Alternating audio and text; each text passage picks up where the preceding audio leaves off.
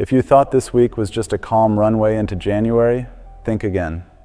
Foxborough turned into a straight-up stress test. A major voice on defense finally started moving again, and that alone could tilt Sunday. At the same time, the loudest headlines aren't even about routes or coverages. They're pulling the spotlight away from the locker room. And in the background, a 2026 name is starting to sneak into the conversation as the kind of middle-of-the-field weapon that could make Drake May even more comfortable. Be honest. Do you trust this team's focus more, or do you trust the noise to eventually get in?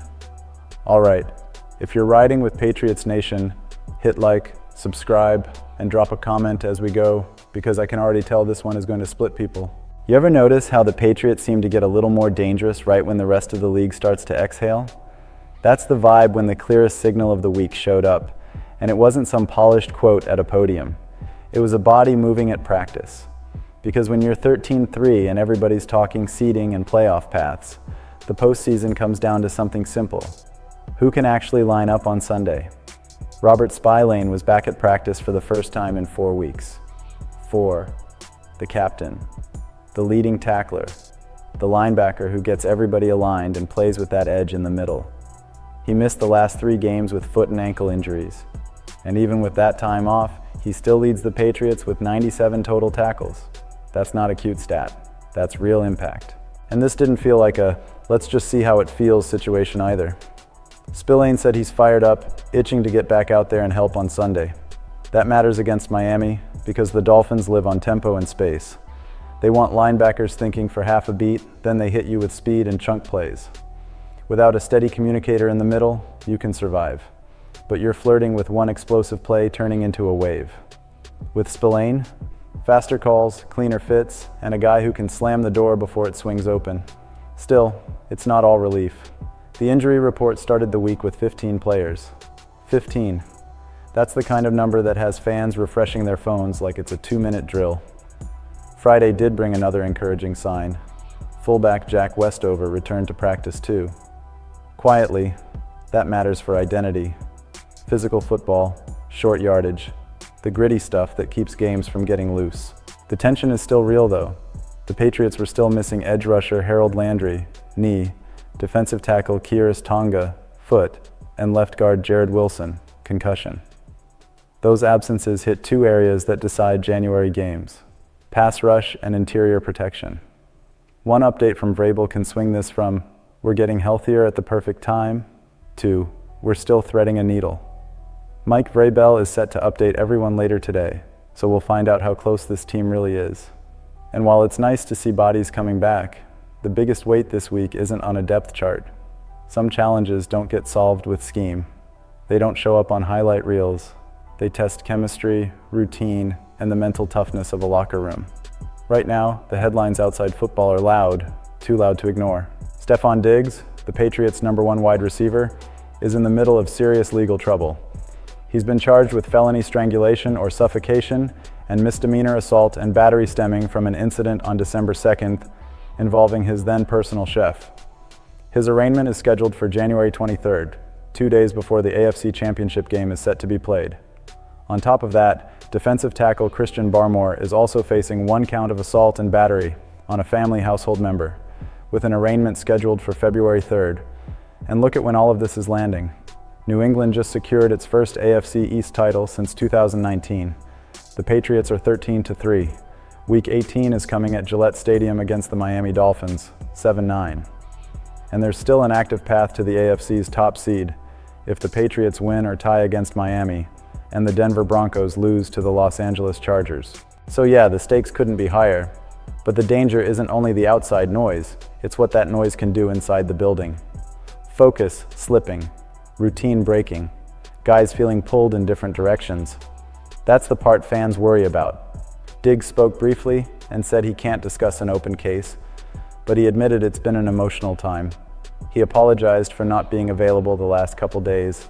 No spin, just reality. That's why Vrabel matters right now. Not because he's acting like nothing's happening, but because he's keeping the message steady. Define the objective, show the clips, teach the details, stay consistent. Sounds basic, right? It isn't. That rhythm is how teams absorb chaos without letting it leak into Sunday. And the contrast is wild. Even with all this swirling, the Patriots went out and crushed the Jets 42-10, improved to a perfect 8-0 on the road in 2025, and kept their biggest goals alive. That doesn't happen by accident. That's culture holding up under pressure. But if you think the only conversations around Foxborough are injuries and court dates, there's another one simmering. It's not about today, it's about what could come next. Some storylines don't explode in the moment, they stack. And when the mission is to keep accelerating a young quarterback, you start thinking about matchup weapons, especially over the middle. That's why the Kyle Pitts talk is being floated for 2026, not because anything is happening right now, but because the calendar is putting his name on everyone's radar. Pitts is playing 2025 on his fifth-year option in Atlanta, so he's under contract through the end of this season. But if there's no extension, he has a path to become a 2026 unrestricted free agent. And when that door exists, teams with a young QB and a cap plan, like New England, pay attention. On paper, Pitts helps Drake May in clear ways. He's a mismatch, too big for corners, too athletic for linebackers. That forces defenses into uncomfortable choices and makes coverages declare themselves. He also gives your QB faster answers in the middle of the field when pressure shows up, routes that can turn 3rd and long into something manageable. And in the red zone, a target like that can change how defenses play you, because it demands attention and open space elsewhere. Before anybody runs with it, Atlanta still has leverage. Even if Pitts reaches the end of his deal, that doesn't mean he walks.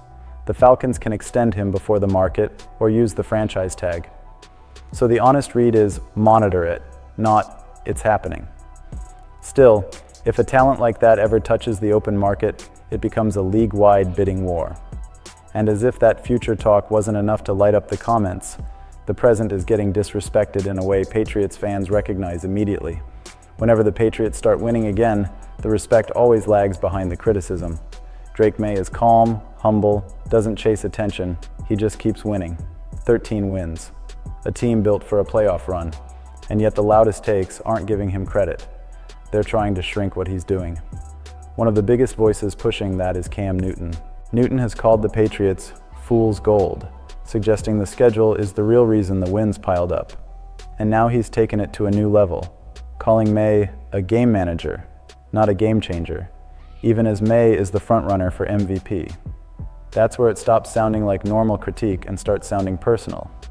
And the irony is, May has said Cam Newton was his favorite player growing up, so when Cam goes there, fans feel it.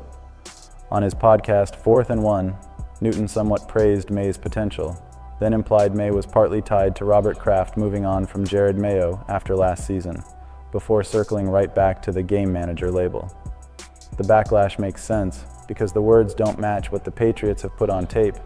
A game manager doesn't keep you in a top seed scenario. A game manager doesn't consistently answer pressure with poise and timing. A game manager doesn't steer a team through chaos and still keep the mission intact. Think about that for a second. Defense getting its leader back, outside noise trying to seep in, future roster dreams sparking, and your QB getting minimized while he stacks wins. What kind of Patriots team does that usually create? Because at the end of the day, this week made one thing clear. New England is being forged in the exact way this franchise has always been most dangerous. The defense is trending healthier. The locker room is being tested off the field, but the football hasn't slipped. The long-term offensive blueprint is already creating big conversations, and the quarterback driving it all keeps getting doubted while he keeps delivering. Now I want your take. Do these challenges sharpen the Patriots for January, or do they threaten the focus when the margin gets razor thin? Drop your answer in the comments. I want a real debate. And if you're Patriots Nation for real, hit like, subscribe, and let's ride through this playoff run together.